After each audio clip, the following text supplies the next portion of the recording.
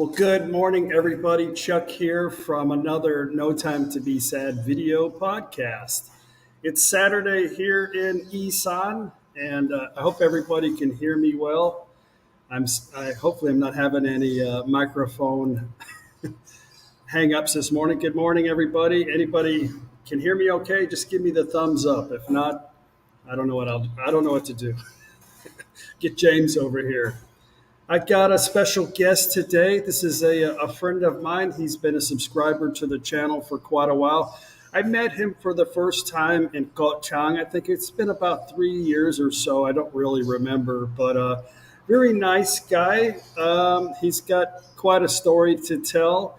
He is retired from the United Nations and has done a lot of traveling around the world. And I remember sitting at a restaurant in Koh Chang, drinking a beer with him and just listening to these stories that were really, really kind of interesting. But I know we don't have time to go through all the stories, but I want to introduce you to Pierre. And let's see what Pierre's got to tell us this morning. Yeah, good morning. Good morning, Mr. Pierre. Good to see you. Yeah, me too, Chuck. So you moved to Isaan. Where were you living at before? I forgot. Yeah, I was in Banglamung in Nong Pruen near Pattaya for a couple of years. So the first 2 years of my retirement, I did it in Chonburi province. But my wife is from Loei, so we moved to Loei since last April. Yeah. You sent me some pictures online with your flock of geese and your birds, and it looks like you're adapting pretty well in Isaan. Looks like you're having a good time. It's quite a different change of pace, though, I think, from what you're used to, right? Yes, yeah. I still travel a little bit with a motorbike. I came to see you with a big one, but there's quite an interesting group in Saraburi called the Jolly Boys, and they have Honda Wave 125s. And they go around the country and camp in various places. So I've got also a small 125 country trail Honda. So when time permits, I'll try to go with them. Did you have a Beamer, a BMW? I can't remember the big bike. Honda Africa Twin, yeah. Oh, that's right. Okay, yeah. That's the one you showed up here in. That's a beautiful bike, though. Yeah. Yeah, and I started quite late. I started when I was working with the UN in Mesort. So I started at the age of 49 driving motorbikes, yeah. So I'm 61. You're married, though, to a Thai woman? How long have you guys been married? Nearly 10 years, yeah, more than 10 years. 11, in fact, yeah. Wow, very good. Yeah. And you've been retired in Thailand how long now? Since October 2018, yeah. My last post was in Indonesia. Okay. So you are retired United Nations. Tell us a little bit about what you did. Yeah, I was with an affiliated agency called IOM, International Organization for Migration. So mainly we deal with migrants and all issues with migration. I've been working with them for about 30 years, and we have. I was working in the operational department and involved in quite a lot of emergency. And my first duty in emergency out of Geneva was during the Operation Desert Storm in Kuwait. Just at the liberation, there was quite a lot of, the third country national, mainly migrants, Egyptians, Filipino maids, which were stuck on the border of Kuwait and Iraq. And then from there, I started working also quite close with the US, because the US, since the Indo-Chinese, the Vietnamese boat people, they had this program called the US Resettlement Program. Mm-hmm. And they've got specific numbers of visas allocated for refugees. Right. Most of the cases will be, of course, considered refugee by UNHCR, but the embassy can also decide if they want to move someone for humanitarian grounds, move him also to the US. So we've been working, with the US State Department, moving refugees. And so I've been working a lot in in Africa. In the 89, you had the Liberian crisis, and there was always a very tight bond between Liberia and the US. And then we had the Sierra Leone crisis. We had the genocide in Rwanda. I worked also in Mozambique for the demobilization of the soldiers. So that was a different program, not resettlement, but mainly on the bringing back soldiers from both parties in Mozambique back to their home, and providing funding and as well as material for them to go back to their You've traveled origin. quite a Yeah. bit. I'm curious what made you decide to land and permanently stay, if this is where you plan on permanently staying in Thailand. Well, it all started. I'm going to be honest with you. It all started in 1981 with Thailand.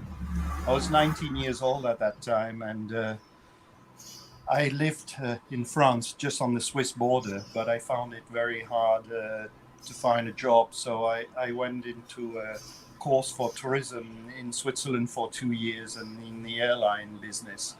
And in fact, I couldn't find a job in Geneva at all. So I was working, on day-to-day contract, monthly contract with various firms, and saved some money. And probably I was escaping the issue of unemployment, I guess. So I started to travel. I started travel quite young, at the age of 19, going to India, then to Pakistan, and then arrived in Thailand, met an Australian guy, said, yeah, you can go to Australia, find a job, seasonal work. And that was the way I, in fact, discovered Thailand, and pretty much liked the country very much, and decided to come back. Right. And it's what I did in 1983. And then I was lucky to meet a Thai family, and I stayed with them 1 year, so that improved a lot my Thai. And so I worked in a French school in Bangkok, and then did about a year, and then that's right. Then went back to Europe, worked for a couple of years, and stayed in Thailand from 85 to 86, and in March 87 I started with the UN in Geneva. Yeah. How did you and meet worked until 2018, so pretty much 31 years. And you met your wife? Did you meet her in Thailand, or? Yes, I did. Yeah. Okay. Going to Loy, in fact. Yeah. Going to the bank. Well, very, very interesting. You shared a lot of interesting stories over a couple of beers, I recall. Yeah. A lot that I wish we could share. We had enough time to share here, online. But you speak fluent. I'm going to say you speak fluent Thai. No, that you're not able. really. You're able to have a yeah. decent conversation, and I think crack jokes with people easily. Yeah, and getting of course. on. Yeah, that's to me that's fluent enough, right? Because Yeah. So how did you get to that point to where you? First off, where did you initially start to learn I think, how to well, I speak Thai? initially started I still got this Thai mother who lives in Langsit, which is in the suburbs of Bangkok. I stayed with their family for nearly a year. And at that time, I was quite young, and I was in my early 20s. So I think it's also, I call it the crystallization of the brain. Younger you are, the quickest you learn languages. Yeah. I think the older that you get, then it becomes hard. I think what I learned in 1 year in the early 20s, it took me 5 years to learn as much when I came back and worked in Thailand, because I started working in Thailand. I left Africa, Guinea, Conakry in 2004, and I started in May 2004 with the Hmong Lao program, resettlement to the US in May 2004, and I stayed until December 2013, working also with the Burmese refugees, Karen, and so on. And during all that time, I had, we had a lot of Thai staff and so on. A lot of spoke English, but it was also enjoyable to speak Thai with them. But it was much slower for me to learn the vocabulary and so on. Did you go to because of school, or the age, I guess. Yeah. did you practice on your own, or did you go to school, or how No, did you initially start? just just like on the street. Yeah, you were just curious. What does this word mean? So how did you Yeah. get it? Because it's not something like you could just figure out. Like you need something. You either need Google or you need a friend that could help you try to Yeah. understand the word. So you had to have some kind of start to begin with. Was it? Yeah, Was it? often a piece of paper and a pencil, and or Uh, ask 20 times the same question. What yeah, was this word? Oh, I forgot. Can you yeah. help me again? Just So asking again and again. so But as it's true, as you get older, it becomes a more harder. I think I call it the crystallization of the brain.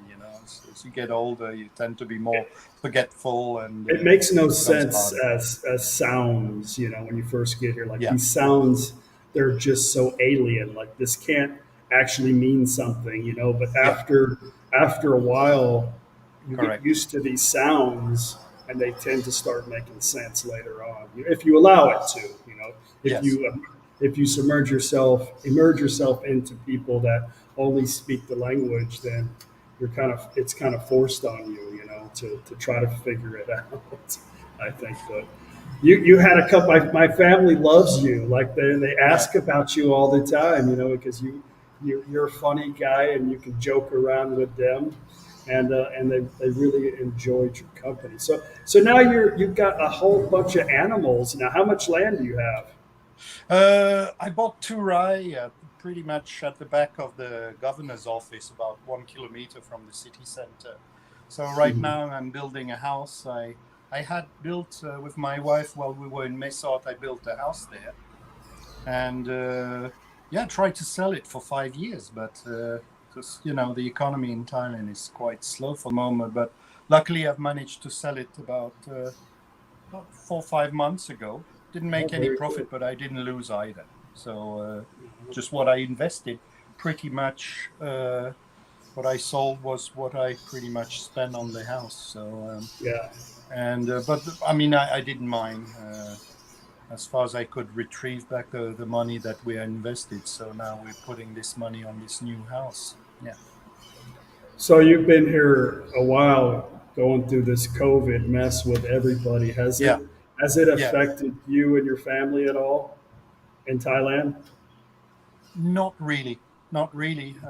I think your video shows it quite well. There is disastrous consequences for people who had business, Yeah. but looking at a selfish way, for us being expats here, we've been, I mean, quite lucky to be in empty beaches in areas where you can find hotels without making any reservation, getting pretty Right. good prices on hotels and services. Yeah, Yeah, I try to show that in the videos. That if you're going to stay here long term, it's amazing right now. There yeah, are there are a couple disadvantages with things not being open, or kind of staff very minimal at some of the hotels. But if you don't expect too much, yeah, you can get by fairly easy in Thailand. But the alternative 3 or 4 years ago was just flocks and flocks of tourists. You pull yeah. in one spot and here comes a bus full of tourists. Like I can't seem to Yeah. figure out where to go. But Yeah, I it's been think it's been probably very nice. yeah, probably the people who've been pretty hit is the people who are into the business of night entertainment, and I'm not one. I mean, I don't often really go out Yeah. at nighttime except restaurants and so on.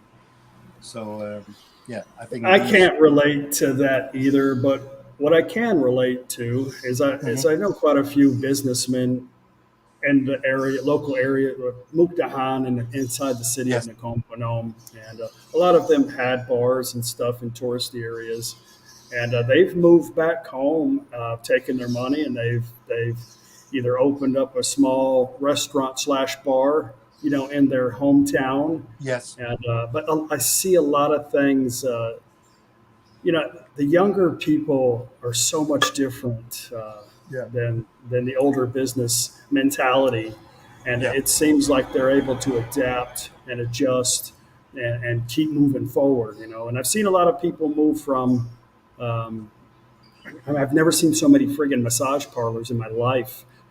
They just all moved, and noodle shops and restaurants, and I think they're just coming back to something that just makes more sense economically to them. But are Yeah. you experiencing the same thing in Leh? Leh's a big In city. It's in fact not that really big as a city. It's quite dormant compared to Udon Thani or Yeah, Pitsanulok. Leh is quite a small. I mean, it's quite a big province, but with a small town. I think there's no more than about 100,000 people in Leh maximum. yeah. So I guess I'm just relating to my my little small part here on the river. yeah, could it be twice, not even twice the size of that Panom? Yeah, Yeah, it stretches for quite a long way along the main road going to Changkan and so on. But yeah. it's quite a small city. In fact, what's missing regarding restaurant, you have quite a lot of Thai restaurant, but being more critical with other provinces, the food is not is there is not many very good restaurants. They're good, but compared to probably what can offer udon or what can offer in Nakhon Phanom on food point of view, even in Thai food, you may have 2 or 3 good restaurants. That's pretty much it. Are you a picky eater here? No, but when I when I compare to other main province town, I think Leh is not is for food point of view doesn't give you that much choice Right. I compared. understand. I mean, Yeah, we have different food standards, right? So yeah, I and do the same thing. It yeah, aggravates Paige because we travel somewhere. She's like, yeah, "This isn't Isaan. It's not going to taste the same." You know, I was like, "Okay, yeah. fine." I kind of And though expect it to be the I'm way I want talking it. also about Thai food, and even my wife sometimes complains a little bit, saying, Loy has not that much choice compared to other provincial main cities. It's true. Yeah. But I mean, it's okay. I mean, we still find some nice places to go. And, for Lang food, I think there is maybe 2 or 3 restaurants which are serving decent pizzas and hamburgers and things like Yeah. that. Well, people are always curious about what brings somebody to move to Thailand because it's not the easiest place to live permanently. I would say most people probably have a very difficult time adapting outside some of the major tourist areas, Yeah. outside of Bangkok or Phuket or something like that. But are you having any thoughts about leaving Thailand? Are you happy with Thailand? No, no, I'm happy. I mean, I've been there since my youngest age, so in fact, it's I'm quite adaptable. And Yeah, like you, I'm also very lucky to have good parents-in-law. They live in Purua, which is a sort of a hill resort about 50 kilometers away, and they're really great, yeah. easygoing, and so on. And my sister-in-law, she's got a pretty big resort also in Pura, and she's doing pretty well with Thai customers. And even during the COVID time, she's been doing really well. Do Um, you do you have anything that you really don't like about Thailand that you find very difficult to adapt to? hmm. Oh, a difficult question. No, I think it's pretty easy. The people are really good. Yeah, Um, I would say probably when it comes to what could I say? Sometimes people can be quite conservative, and especially when you have people working in the government also. So paperwork is easy, but it's not flexible. If you yeah, require proof for the immigration, if you don't have it, you're in trouble. Pretty much. But it's yeah. a fairly easy process. But um, I probably know the only wish I could say would be an easier process for Earth expat to have a longer term than 1 year extension visas. Right. I wish we could have like other countries, in the West, like 5 year or 10 year resident papers. instead of going on a yearly basis. Okay, of course, you have also the elite visa system, Right. which is not bad, but I would I think say there's like not a lot of exception to the rule yeah, type, yeah, yeah, like there's nothing outside of the realm of this is how it's supposed to be. And, yeah, you know, for example, like I want to go back to the US for a short period of time. I have insurance here. I even have extra insurance. yeah, Why do I live here? My residence is here. Why do I need to purchase another temporary insurance yeah. policy to come back? It's just, I think it's too broad of Yeah, me thinking. too. Got You know, a, I got a UN insurance with a Cigna in Brussels, which covers 100% unlimited bills at the hospital and so on, covering COVID. But last time I went to the immigration, I had to buy a local insurance that covers also COVID up to $100,000. yeah, And even though the Cigna from Brussels clearly said that it was unlimited if in case I was getting sick with COVID, but it was not approved by the Thai authority. You must have a local insurance. But what well, I can say is that you had also a lot of retirees coming from various countries in Europe going to Thailand and falling sick, and the Thai authorities and the health department have spent millions, tens of millions, or even hundreds of millions of baht of expats who were not covered by their insurance or left the country without paying their bill. So right. that's why they've become quite tough on an insurance, and they prefer to have Thai insurances to make sure that they can be reimbursed, I guess. Right. Yeah, there's always another side to a story with, we've got our ways of thinking from where we come from, and we Mhm. kind of don't understand some of the reasoning why they do stuff. But I don't think it's just spontaneous ignorance. I No, think there's a reason why they do a lot of things we just typically don't understand. And maybe they go about it the longer way, and maybe there is a simpler way. Like here's something just off the topic. I was playing golf the other day, yeah, and there was literally 20 people with those hard brooms sweeping the course to rid the leaves. And I'm having to wait till them to get out of the way so we can drive down the course. And I'm thinking, when I get down there, I show a picture to one of the guys of a leaf blower. I said, "Have you ever seen this before?" He's like, "No." I said, "Do you know they sell it at Global House right down the street?" I showed him a video online of somebody cleaning a golf course with a leaf blower, and he's like, "Wow, okay." So, but then again, what would those 20 people do? They might be getting 200 or 300 baht a yeah, day to do that. Do that. But I was in my mind, I was like, that's just not efficient. That yeah, doesn't make sense to me. We could have been done with this a long time ago.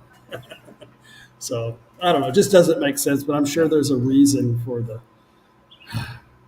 it. So anyway, so about the COVID situation, do you think we're on the downside of that? You think Yeah, I think Thailand's going to the start country opening will up open soon? up. I heard there is already a discussion that it may be endemic as from July, but I mean the Yeah, July cases are 1st. not going down, the cases are not going up either, but they have a sort of a regular numbers in all the provinces. I think it comes to about an average of 20,000 per day, and about 19, 18, or 20,000 people going out. And now more and more people who have Omicron COVID now are staying home, and they're not obliged to really go to the hospital, I think. I think it's very important for them to move away from counting the Mm. cases. Yeah, I think that is really kind of a distraction uh, yeah, for Thai people. I think we just need to concentrate on the reality of, yeah, are people really sick? How many people are sick? And how many people are actually dying purely yeah.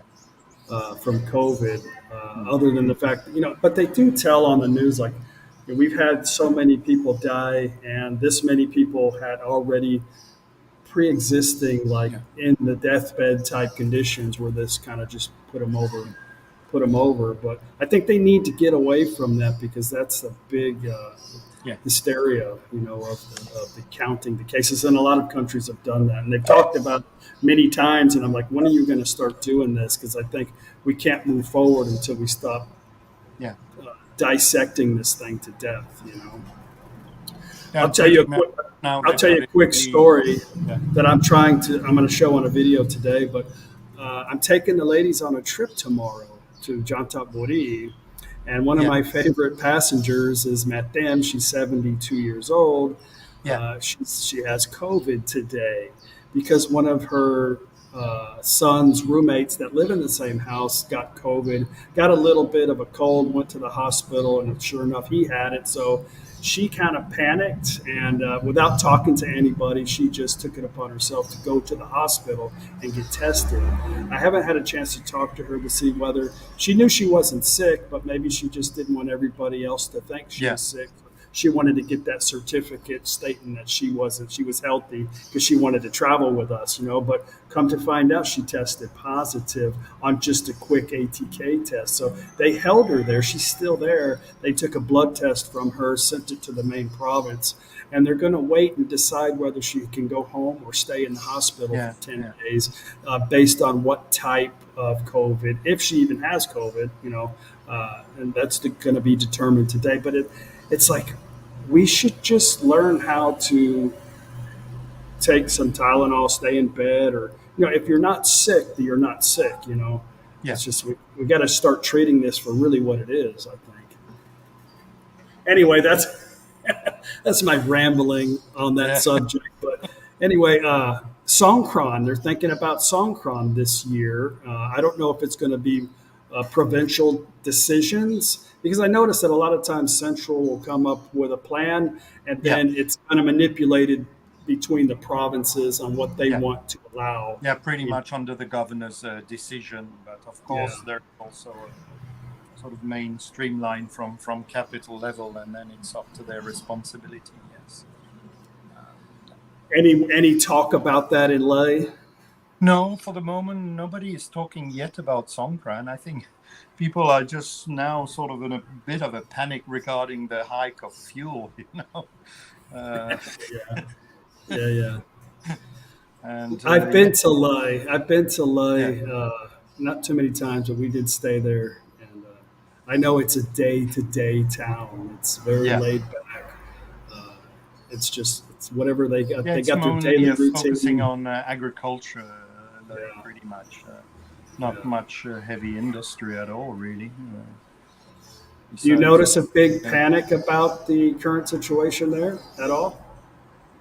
No, but I think people are worried, like most of the people everywhere around the world now, is the inflation and how to keep the inflation down. Yeah. There's been a slight hike, I guess, probably even on your side now. If you probably want, I wouldn't be surprised if your local daily soup will be hiked up to probably +5 or +10 baht pretty soon, or that has already happened. I'm not sure. Yeah, I don't know. I have a lot of people ask me questions all day. Somebody asked me how much is fuel, and I was embarrassed to Hmm. say I don't know. I don't know. I mean, I need fuel, so I just fill it up. Yeah, I hand them my card, and I go drive. I don't really know. I guess yeah, I don't yeah. really notice it that much difference, but I'm sure it is. Diesel is being subsidized, but I would say like gasoline, like 95 octane now is about pretty much 41 baht or 42 baht. Just to give you Yeah. an example, last time I went to Udon with a big bike, and it's a big tank, 22 liters tank. So I went back and forth, and coming back to Ley, I was pretty much empty, and I filled it up. Normally, I would spend about 430, 450 baht, and this time it was 740 baht, something like that. So yeah, it was quite a big difference. Yeah. So You yeah, need to come. like yeah, You need to come buy a tuk tuk from my father-in-law. yeah. Is it a diesel engine? No, no, just that little one-cylinder Daihatsu motor. Daihatsu, yeah, I remember that. Yeah. So, are No, you missing? You haven't been retired very long. Are you missing that at all? Or are you over it? No. The transition went really well. Yeah. Yeah.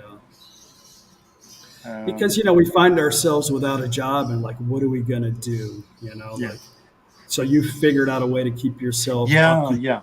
Uh, One bad thing I did was in October 2019, I bought a small sailing boat in France, and I just bought it, found a mooring, moored the boat, and I was ready to go, and spend three months in the Med with per year. That was the idea, sailing around. And for the last 2 years, the boat is stuck at the mooring in south of France. And so finally, I'm going this time. I'm going, in fact, at the end of this month. Ah, very And I good. will go with my wife, and we will, because now it's the school holidays in Thailand. It will start on the 15th of March until the 15th of May. So, so that's the time for us to travel, and also to come and see my sister. My sister lives alone, and that's the only family member that I have in France. So, Is it difficult for you to get a visa for your Taiwan no, to France? no. Being married, you go through an agency. Yeah. Most of the European countries now are using agency to do the perfected documents, because they realize that the consular at the window, when you go to apply the visa, half of the people haven't got the right documents, and it's just a waste of time. And now they're using agency. You pay a reasonable fee, and Yeah. yeah, so then they ask you the paperwork, the insurance, the marriage certificate, Right. what else? 2 pictures. They do also digital fingerprints. You can go to Bangkok, or even the agency can come and do the digital fingerprinting at your house if you wish to do that, which we did, by the way. So, so Uh, tell me a little bit about what you got there at the house. You got some birds and some. I mean, what have you done on the yeah, land? in fact, for years I wanted to have pigeons, but I had no idea about traveling racing pigeons, or you call them homers. I think Tyson's got some. I know Mhm. that. And yeah, and I went through a website, and in Pattaya they have a big pigeon loft where they do racing, and it's I think more than 100 countries being involved. They bring their own pigeon, they pay money to keep their pigeon, and then they do 3 major races. But the birds are going on to auctions, and even the worst birds are going for about 10, 15,000. But I saw a comment from a Dutch guy, oh, nice Mhm. pigeon, all this. And then I wrote to him and I said, hi, Jack. I said, "Do you have pigeons?" He said, "Yes," and he sold me a few pigeons for a really low price, less than 300 each. So he gave me 6 wonderful pigeons, and out of that, I've got 18 now of them that've been reproducing themselves quite fast. And yeah, and I got some ducks and chickens, turkeys, but turkeys I find it very difficult how to say, to raise. I got 7 offspring out of the couple of turkey I have. They just died one after the other. In fact, the last one died yesterday. It was about just 2 months old, 3 months old, but Yeah. just slowly one after the other. No idea why. And my neighbor, she also got some pigeon, a Thai neighbor, and she had also the same problem. So no idea on how to raise turkeys Right. in a proper way. Otherwise, chickens are doing really well, ducks are doing really well. Did you say you had a fish pond as well, though? Right? You Yeah, created I a got fish a pond. fun. Yeah, Yeah. yeah, and here I just for fun, I try to oxygenate the water Uh huh. uh, by using solar panels. So now on this Lazada you can find different great things, like 12 volts engines, solar panels, this and that, and oxygenators. When you go in the prawn farms, you've got like these mills Right. turning the water Yeah. around. So I got one working Oxygenators. on Yeah. directly on solar with no battery. The Oh, sunrise at 9 o'clock, it goes very slow and it increases its speed until maximum speed about 11 o'clock in the morning until 3 in the afternoon, and then slowly as the sun goes down. But so I've got these small projects at home, and it keeps me Is busy. that thing actually just strictly solar, no battery at all? Yeah, yeah, No battery, yeah, just solar. Oh, yeah.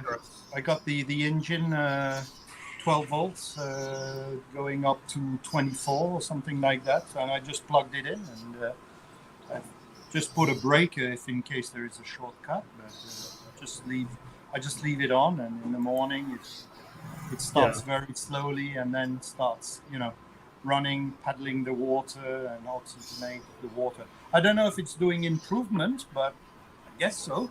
Probably the fish are probably happier, I guess now. Did you say your wife was a teacher? No, she used to work in a bank before. Oh, okay. So she's still working though. No, she's a housewife now. Oh, okay, Looking okay. after my son Matthew is 11 years old. He's at Oh, okay. level 5 in the Thai education system, but also he has also a bilingual school in Leh. So we were lucky to have a bilingual school.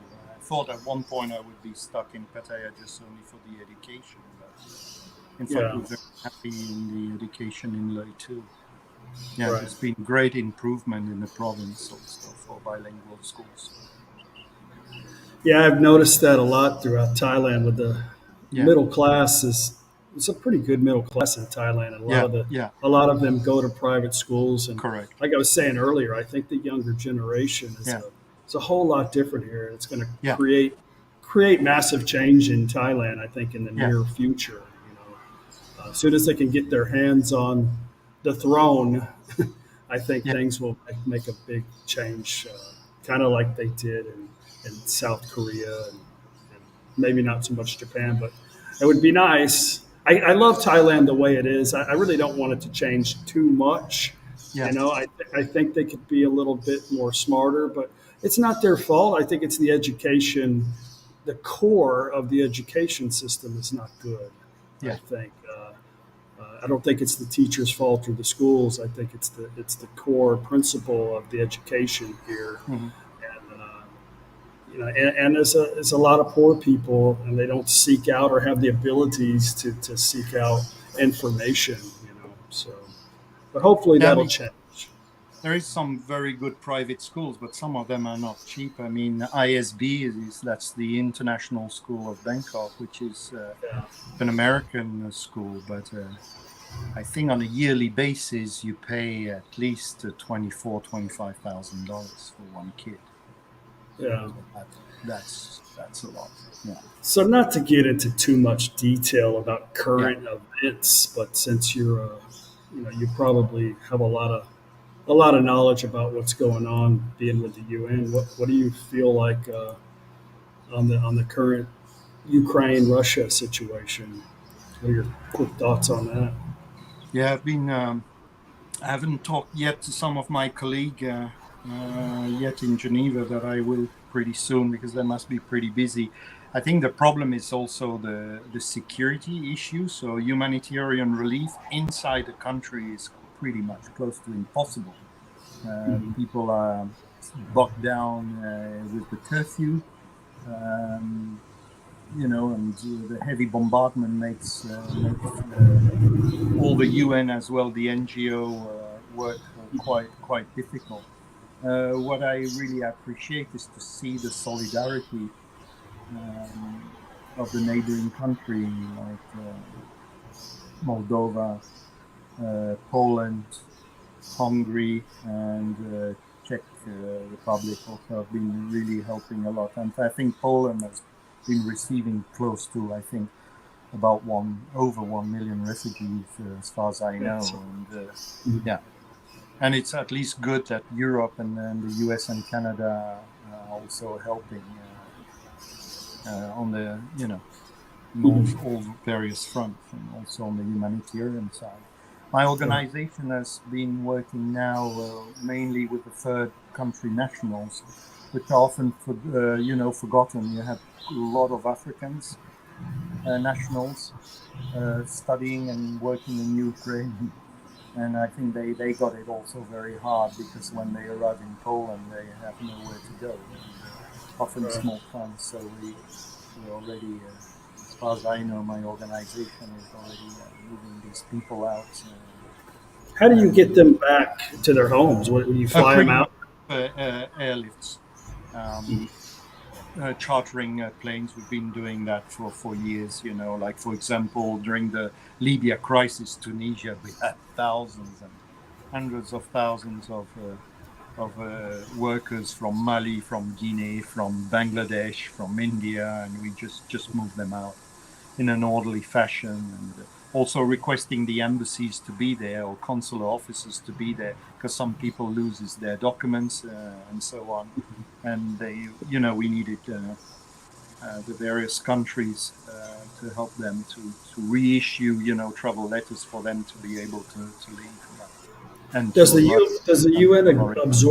absorb all the cost of that? No, it's through donation. Pretty much, we set up a budget for it, and then we approach the various government donors, and the donors is always pretty much the same countries. Europe, the US is probably one of the, the country which is giving the highest amount of money for humanitarian aid. Canada also, Australia. So mainly it's the Western world, which is, and also you get more and more countries from the Gulf also starting to give money. Qatar, United Arab Emirates also. They've been proposing, some of their aircraft also. I remember working with them in Tunisia. Qatar has been helping us with some planes. Even smallest country like Malta said, "Oh, we can provide you an Airbus A320 to bring back people back to Africa, but we can only do it once." And they did it 5 times, and every time, moving a plane is quite a lot of money. But It's the cheaper. guy you're transporting, he doesn't get a bill like in about 6 months, does he? Yeah.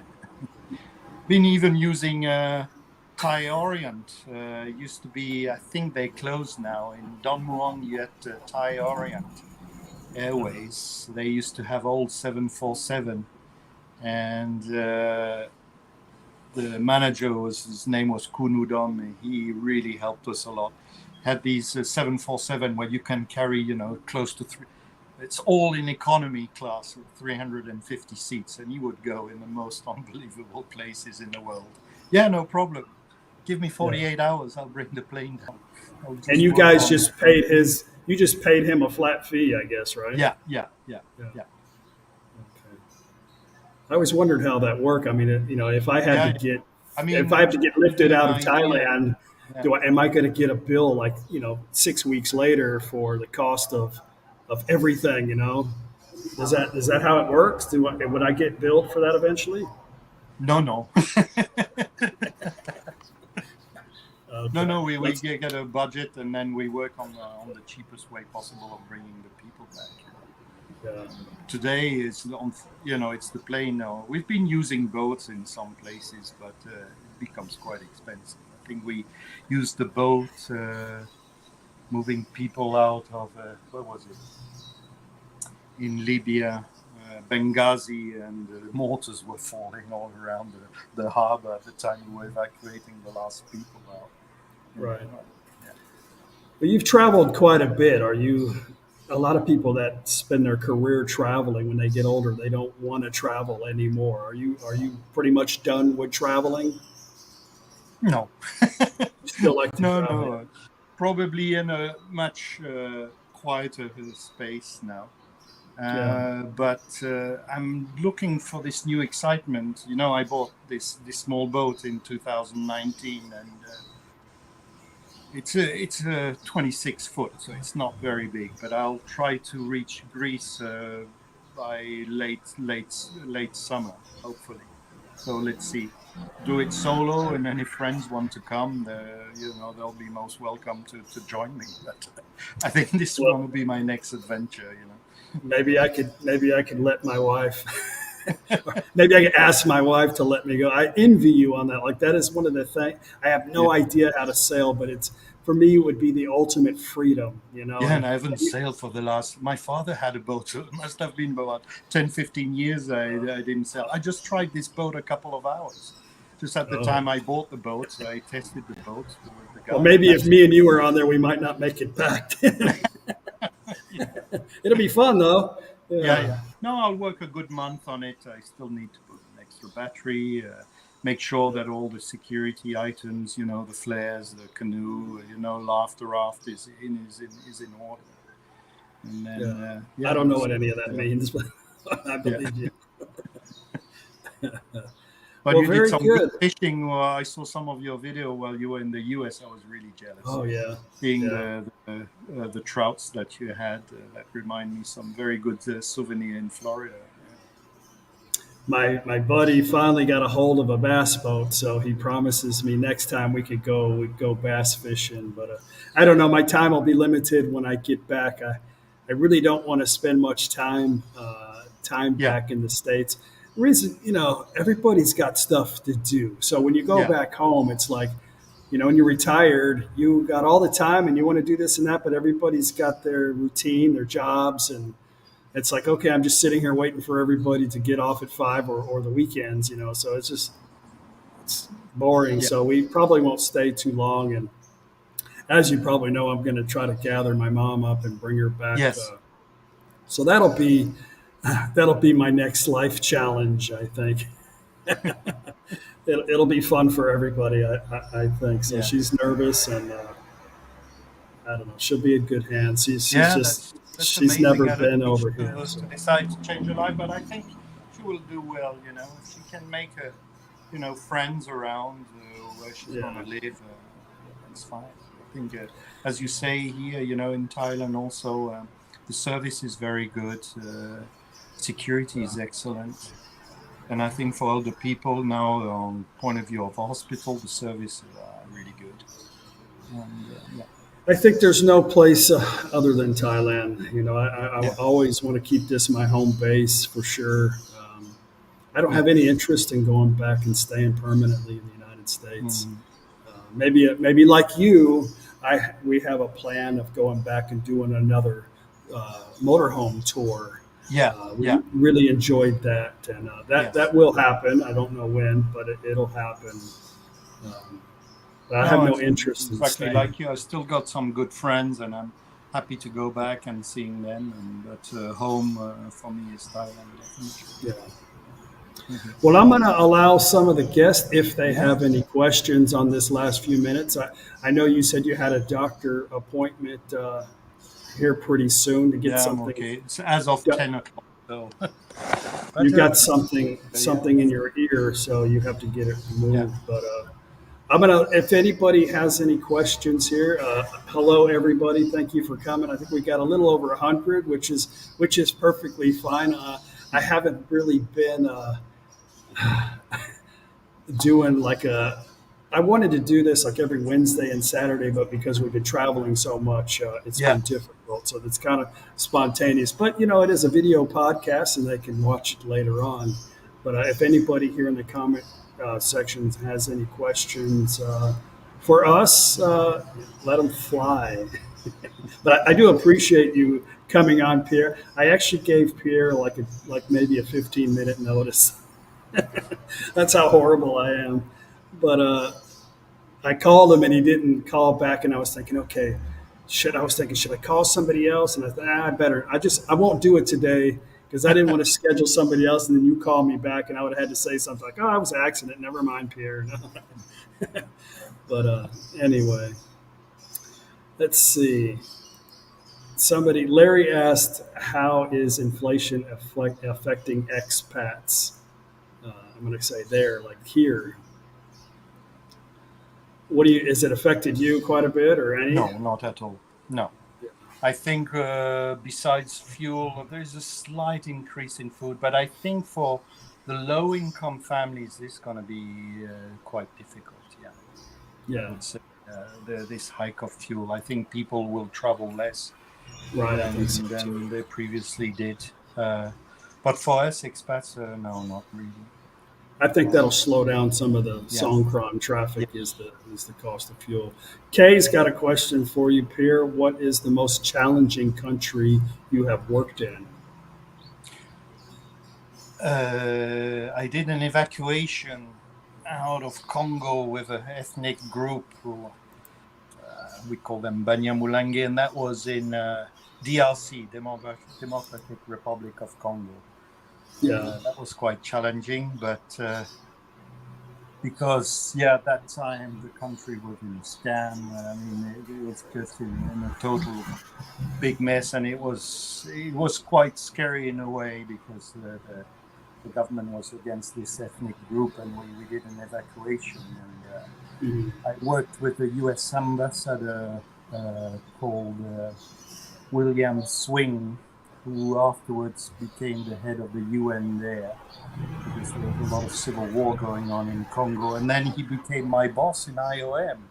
So we were really happy to see each other, because I met him when he was US ambassador in Kinshasa at the time. But I think this was one of the biggest challenging, yeah. Ron John, he missed the beginning of this. Says, how long have you lived in Thailand? So, okay. I guess permanent. First time I came was in 1981, but that was in a tourist. Then I stayed again. I came back in 83 for about 6 months. Then 85, 86, nearly 2 years. And then I went back to Europe. And then I worked with the Hmong refugee program and the Karen Burmese refugee along the border from 2004 to 2013. So pretty much close to 10 years. And and then I retired in October 2018.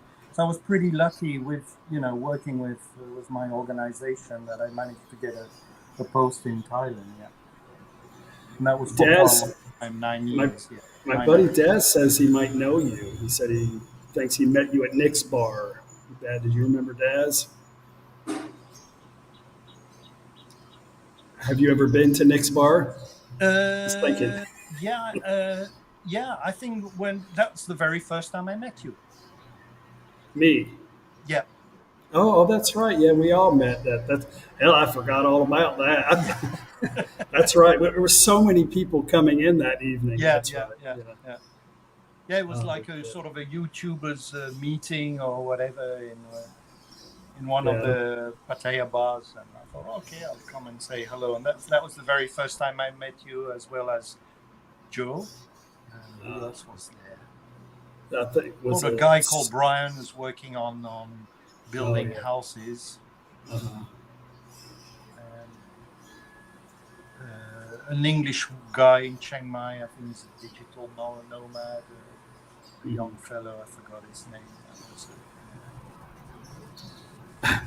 Dad says must have been drinking. That's why I can't remember. That's probably why I can't even hardly remember. Living in Thailand makes you stupid. Like I just don't really things just I don't care too much anymore, and I yeah, just it's like day to day. Like it's a burden. It's like a handicap to try to plan stuff out in Thailand because yeah, nobody's coming aboard. Like there's no sense in trying to do it. You're on your own when you try yeah, to do that. So I've just come to the point to where I'm just like, Paige keeps telling me I'm becoming too Thai. like a no. She's like, I told you we were going to the store. I'm like, okay, fine, whatever. So yeah, just Mr. T, good to see you in the house. I need to get a hold of you, Mr. T. I want to drag Mr. T as he's a Thai Oh teacher, yeah, yeah, yeah, and I yeah. want to give him. He's from Chumpon, and it's what Yeah, I read. yeah, People say to me, "Where do you get some of the best Thai food?" I think yeah. his province is doing very well. I put it on my list in Thai food. Chumpan's a good But place. yeah, for him, I would say in Le, you've got, of course, Purua, you've got Chiang Khan, which are the most interesting places. But he drives a motorbike, so it's good to go through the back. To go to what they call oh, jeez, I forgot the name. Yeah, you've got a sort of a trail road which brings you from Loy. You do about 40 kilometers, and then you go. What's it called? You can take two routes, one Chenkan and Pakchom along the Mekong, and then you go up the hills in Nai, I think, or something like that, and then you can reach Densai. So you've got like a circular tour that you can do pretty much on the edge of the Laos border, and you follow a sort of really nice river, and there's lots of possibility also for lodging and so on. So it's through the back pretty much of the province. And yeah, it's really a nice ride when you go with the motorbike. And this T, can while, take a couple of days, and is pretty much sufficient. Yeah. While I got you viewing here, could you please send me a private message whenever you can? I'm going to talk to you about coming on the show. So anyway, I got Yeah. one more from Mike's Wave 2.